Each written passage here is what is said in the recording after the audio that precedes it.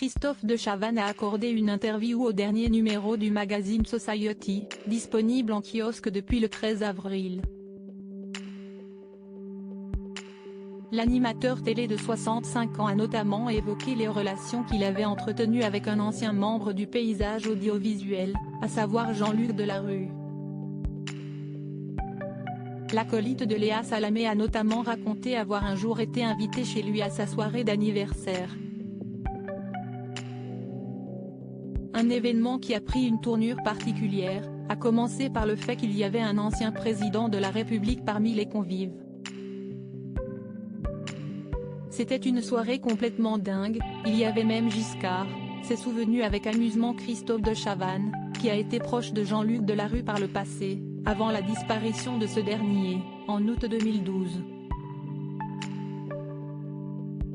Le chroniqueur de l'émission Quelle époque a expliqué à nos confrères que le présentateur de Ça se discute faisait partie des rares personnes du PAF qu'il appréciait réellement, en dehors des plateaux, autres que Marc-Olivier Fogiel. Il était brillant, fêlé, craquelé, très drôle, mais très déformé par ses démons, qui le rendaient différent de ce qu'il était vraiment, a-t-il affirmé en faisant référence à son addiction à la cocaïne.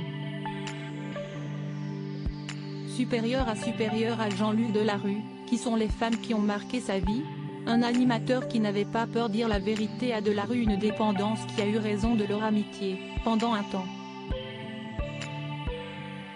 On a été fâchés pendant des années à cause de ça, d'ailleurs, a déclaré Christophe de Chavannes, qui ne s'est jamais privé de dire ce qu'il pensait à Jean-Luc Delarue, quitte à le froisser.